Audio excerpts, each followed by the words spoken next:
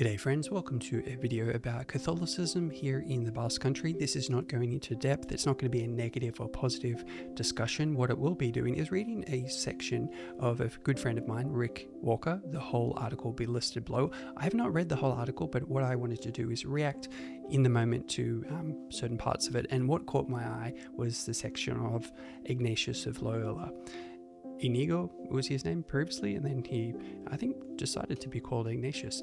And he grew up just 30 minutes from here, so this is quite relevant for those watching who may have more of a negative expression or a negative feeling about Catholicism or negative commentary to say what is wrong with Catholicism. This is definitely not the video for you.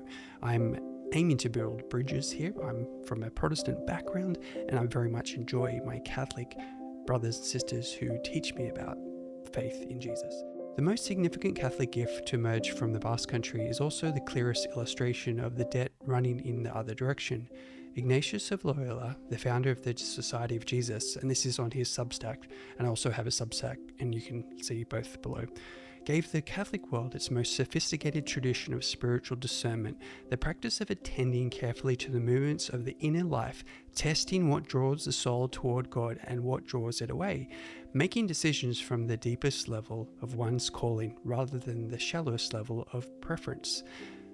I will continue on, and I'm actually reading through and going through with another friend, Juan from Chile, who's lived in the Basque country for a long time, who's training me on how to go through this process, who has already done this a lot, and then I'm looking forward to encouraging others in that process if they're already interested in it. For those who are more from an evangelical or Protestant background, you think, why borrow from the Catholic tradition? It's been a journey, and I live on a landscape like you do as well. That is a mixture of different expressions of following Jesus.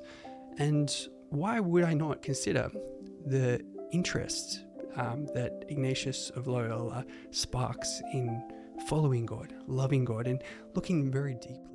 I know that someone out there is probably still watching this video with a suspicion about Catholicism, a concern that the teachings have moved people away from what I think most objections come from a more Protestant background. There are, I'm sure, Eastern Orthodox background that have objections to this, yet I'm gleaming what I find is helpful and good in grasping that and holding on to that. There is a lot to learn from other people.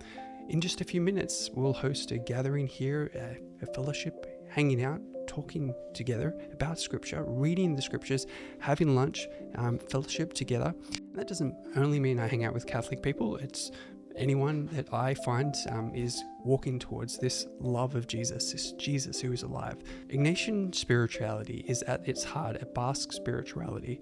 It concentrates its attentiveness to the particular, its insistence that God is found in ordinary experiences rather than extraordinary states, its practical orientation toward decision and action.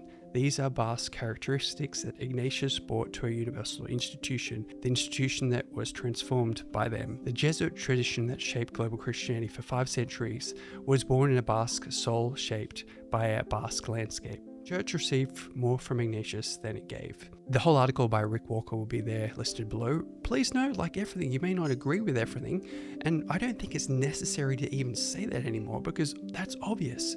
Have a great day. See you in the next video.